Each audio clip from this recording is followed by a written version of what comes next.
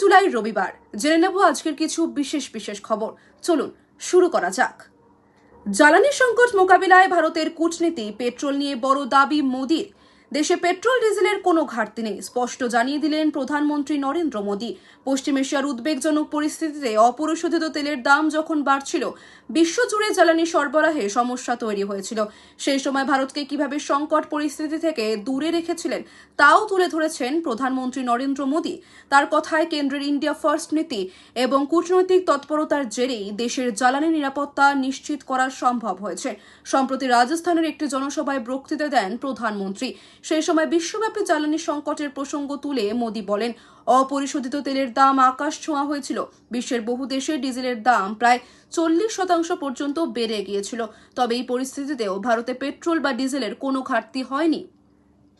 চলে যাব পরের খবরে। ভারতের E20 পেট্রোল নিতে নারাজ ভুটান, কেন এই সিদ্ধান্ত? নেপথ্যে উদ্বেগের কারণ ফাঁস। ভারত থেকে আমদানি করা পেট্রোল ইথানল মেশানোর সরকারি সিদ্ধান্তকে ঘিরে এবার বড়সড় অস্বস্তিতে নয়াদিল্লি। ভারতের প্রস্তাবিত E20 পেট্রোল বা 20% ইথানল মিশ্রিত জ্বালানি নিতে সরাসরি আপত্তি জানালো ভুটান। দেশটির স্পষ্ট বক্তব্য, আপাতত তারা সাধারণ পেট্রোলই ব্যবহার করতে চায়। দি ভুটানিজ পত্রিকার প্রতিবেদন অনুযায়ী ভারতের অয়েল মার্কেটিং সংস্থাগুলির এই প্রস্তাব ভুটানের বাণিজ্য দফতর খারিজ করে দিয়েছে। কেন এই আপত্তি? ভুটানের আপত্তির মূল কারণ মূলত প্রযুক্তিগত এবং ভৌগোলিক। আর্দ্রতা ও জলীয় বাষ্প। ভুটানের অধিকাংশ ফুয়েল স্টোরেজ ট্যাঙ্ক মাটির নিচে অবস্থিত।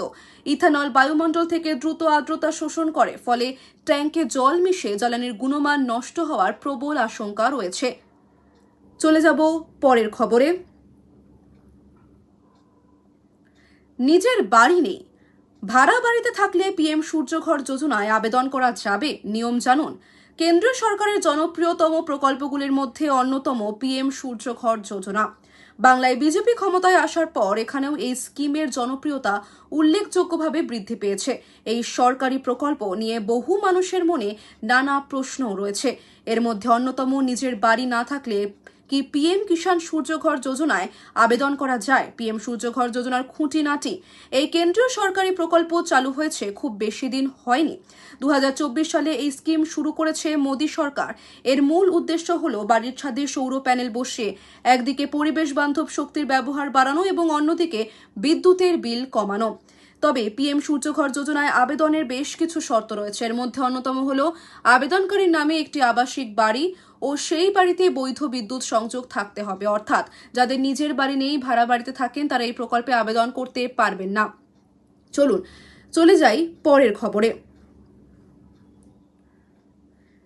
বেতন বাড়বে 283%। সামনে এলো অষ্টম বেতন কমিশনের বড় আপডেট।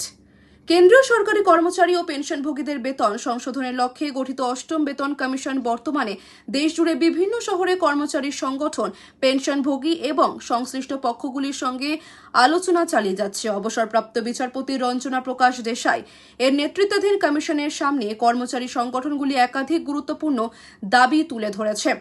এর মধ্যে সবচেয়ে বড় দাবি হল 3.83 ফিটমেন্ট ফ্যাক্টর কার্যকর করা এবং ন্যূনতম বেসিক বেতন 69,000 নির্ধারণ করা। এই কমিশনের সুপারিশ কার্যকর হলে প্রায় 50 লক্ষ কেন্দ্রীয় সরকারি কর্মচারী এবং প্রায় 70 লক্ষ পেনশনভোগী সরাসরি উপকৃত হবেন। ফলে কমিশনের প্রতিটি বৈঠক এবং আলোচনার দিকে নজর রয়েছে লক্ষ লক্ষ সরকারি কর্মী ও তাদের পরিবারের। সম্প্রতি confederation of central government employees and workers কমিশনের কাছে একটি বিস্তারিত স্মারকলিপি জমা দিয়েছে। সেখানে ন্যূনতম মাসিক বেতন 69,000 করার পাশাপাশি 3.83 ফিটমেন্ট ফ্যাক্টর পুরনো পেনশন প্রকল্প পুনরায় চালু এবং হাউস রেন্ট অ্যালাউয়েন্স বৃদ্ধির দাবি জানানো হয়েছে। যদিও কিছু কর্মচারী সংগঠন ন্যূনতম বেতন 55,000 করার প্রস্তাবও দিয়েছে। ফিটমেন্ট ফ্যাক্টর হলো এমন একটি গুণক যার মাধ্যমে কেন্দ্রীয় সরকারি কর্মচারীদের বর্তমান বেসিক বেতন নতুন করে নির্ধারণ করা হয়। চলে যাব পরের খবরে।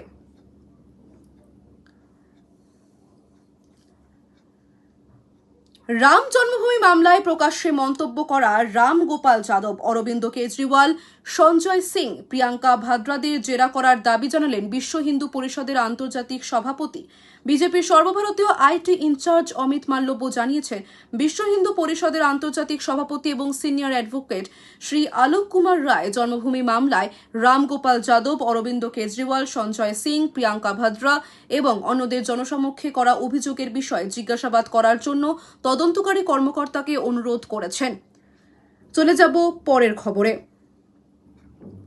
রবিবার দিনভর দুর্যোগ, নিম্নচাপ অভিমুখ বদলালেও ভিজবে দক্ষিণবঙ্গ, উত্তরেও বৃষ্টির সতর্কতা।